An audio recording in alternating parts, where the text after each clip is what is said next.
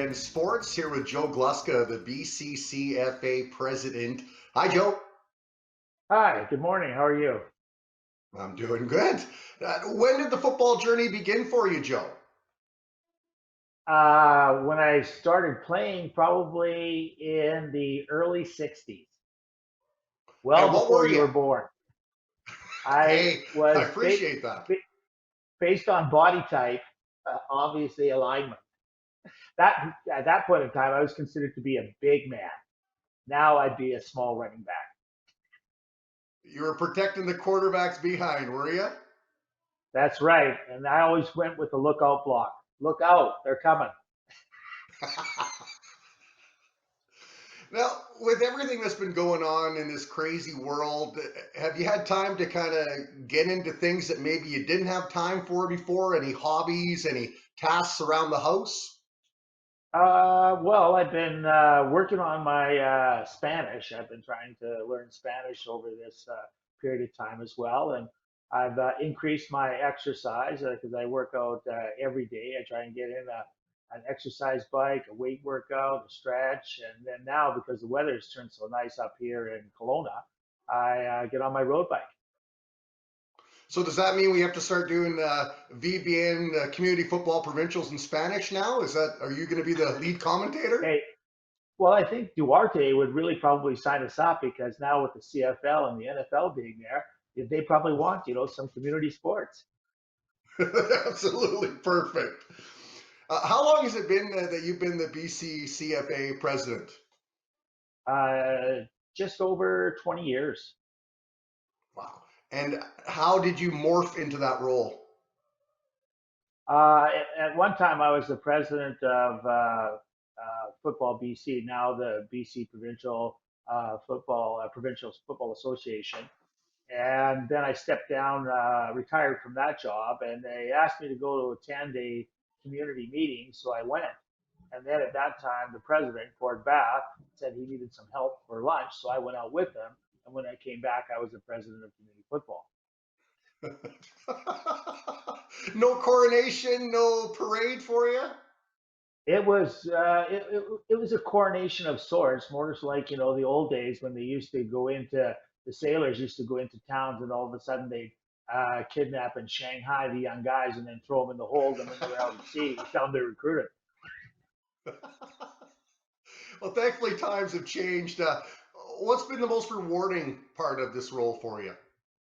Probably the most rewarding is, well, it's an A and a B. I was able to start up flag football, which has become a huge positive growth for football in the whole province. Because last year we had over 2,000 kids playing and over 210 teams that played in our championship up in Kelowna, which is, as I've tried to maintain a um, a championship where people can come. They don't have to play in a league to go to the championship. They don't have to win their division. This is an invitation one where it's open to any football team that registers the proper way with the community, with the provincials, with the national body, and they go off and compete. The U16 and U18 groups get to compete for a national championship. And over the past several years that we've been running our flag championship, it's been very pleasing to see that either at the U18 level we won gold or silver, and at the U16 level we predominantly won the gold medals at the national championship. So that's a real bonus for how we run our tournament, and because the winner of the U16 or the winner of the U18, they get to go to the national championship. So the coach goes. We don't pick an all-star team like many of the other provinces, and as a result, I think that's a very positive thing for the players and the coaches going forward. So they see that there is an incredible carrot for them.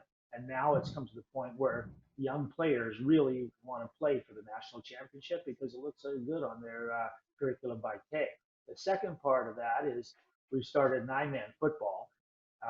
And before there was only 12-man football in the province, and now nine-man football is incredibly strong. So I think that's another one of those important things that during my tenure we've been able to do. Now with the decline of uh, 12-man football, as numbers are declining everywhere, not because of the virus, but because of societal changes, we are now looking at trying to implement six-man football, which I think will be an Wow. incredible bonus to small communities throughout the province and clubs that have several kids that are on the wait list. They can now go and play in a league.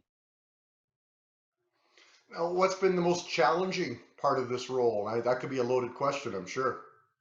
Well, it takes a long time for certain things to happen because, again, as people understand that with community organizations being all volunteer, and I do believe if we're not the only sport, we're one of the very few sports we have no paid volunteers. We're 100% volunteers, so we have no employees, etc. And as a result, it's trying to get the groups on board to move forward with new ideas. Because again, if you're not evolving, you're soon to become extinct. And but what happens in that process, and it's challenging, is the fact that each association elects new members every year. So all of a sudden, when you move two steps forward, you sometimes have to take four steps back because the new people have to be brought up to speed. So you're continually going over issues. Not that they're not important, but because of that volunteer nature, it's a constant reminder that it's repetitive, repetitive, and as a result, sometimes we don't move as fast as we should be, even though the ideas that are being presented are well ahead of the curve. Now, how nice is it that a team like the BC Lions honors community football every year? The Orange Helmet Awards includes it in part of it. And where does that rank in terms of highlights of the year for you? Unfortunately, didn't go this year because of what's happening, but uh, I think it's a great thing that the BC Lions do every year.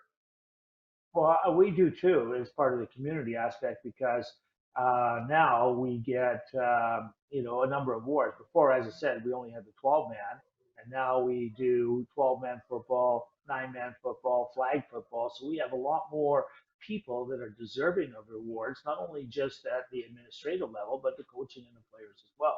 So that really enhances it. Plus the fact that being noticed by the professional body in Vancouver and getting the awards and then having some time to play in the halftime of various events, it's exciting for the kids. Plus the fact that the better the Lions do, our registration does better. And I think you can see that everywhere in it doesn't matter what level of sport, that if the teams do well, that's a filter down effect to community kids because community kids always look at it and they always want to be on the big screen in the limelight. They want to play at the professional level, and that's always a bonus for us. Now, the boys down south, the big league, the NFL, they're treating it like business as usual, essentially. If you're a football fan, do you like that? That at least you kind of got that sport news to see who's getting signed by new teams and who's where in the draft? Yes, that's a really important part of where we're at because, as an example, the NFL really supports community football, and they always have done a number of things. They've done a tremendous video on six-man football. They spent $40 million putting it into flag football because the rumor mill is constant, and they want flag to become an Olympic sport because it's a small roster. I can play multiple games in one day. It's exciting. And of course, that's the direction that they want to go as well. So community football is really important. Plus the fact that, again, kids have aspirations to play on the fields that every NFL team occupies. And that's exciting too. Plus the fact that that does spin off into various other countries because there are a lot of countries that are playing football now that many people didn't realize, and that's part of the NFL experience that they're trying to draw. And so all of a sudden there's more interest. And, there are leagues in Europe and the Middle East, in South America, and, Asia. So that's exciting because we get to tap in all those, and that's available on, through the NFL and all the promotion that they do for sport. Now, are you keeping a closer eye on the draft this year in the fact that one of your alumni in Chase Claypool is projected to possibly go in the first round? Well, if he goes in the first round, that would be a huge bonus for community football in the province because, again, we deal with all the young kids. We're the only group that deals with kids under, 12 years of age, under mostly under 14 years of age as well. So as a result of that, having a player being drafted in that first round, is incredible. And we've had other people that have been drafted and done incredibly well in the NFL over a number of years, and they got their start in community football because a lot of people forget that when kids do go off to high school or they get to university, they started playing community football somewhere. And that's a real important part of building on the process and saying, well, yeah, he's part of our group. He's not just a high school player or just a college player. He's both a community player, a high school player, a college player, and now he's going to be a pro player. I know you can't look into the future because if you do, I'm sure you could change all sorts of situations around. But in your mind's eye, do you think there will be football played in the fall? For community football, yes. I do believe that we'll be playing in the fall, and am hoping that things will be underway in the next short period of time. Because we're on a process of going 2 weeks at a time to evaluate what's going on, because 3 months away is pretty difficult, and groups are coming in and trying to shut down everything. And I keep pointing out that, remember, all youth under the age of 19 have had every single thing canceled in their lives right now. There's no community centers, there's no libraries, there's no teams, there's no clubs, there's no school, there's nothing for them to do. And the result is that we are trying to make sure we keep our door open, because parents will be looking for something for the kids to do once everything has been removed, and they're starting to get back into a pattern of normalcy, which is going to obviously change. And our issue is that we can be up and running right away. Now, how the schools react to that is going to be a really issue, because I don't know if they're going to have any sport this fall based on what everybody's saying. Whereas community is outside that school structure, and we can do that. And I would almost recommend that school football look at joining communities so that they can go out and operate under their own umbrella, but be on a playing field where they have insurance and they have membership in all the bodies that we do. And I think that way that they could end up making sure that their season is going forward. Whereas if they just rely on the fact that school boards and school people, they go, well, we're going to shut everything down because they want it to be fair for everybody. So there may be no football to 2021 for school associations. Where us, we want to be up and running. And, I'm hoping that we're doing all the right things, and that maybe we could end up having our flag championship in June, because we haven't canceled that one. We are continually looking and seeing what's being evaluated by, obviously, the medical association that's advising the government, and how municipalities are reacting to that. And hopefully, as we get control of the pandemic and we get control of that, which we see, is leveling off to a degree at this point in time, because people are doing the right things. Social distancing, keeping your hands clean, which we instruct, and as a result, too, the young people are less susceptible. So as a result of that, we have a number of things in our favor. If people are interested now, they've been watching this and saying, you know what, I want to get my son or my daughter involved in flag football, say, what's the best way to go about that? We are now looking at, with our register, providing a waiting list concept, so people can sign up, and they're putting on a wait list, so they don't have to put out any money at this point in time. And then that'll make it easier for us to determine, what happens, and then we can say, okay, now you have to sign up and go.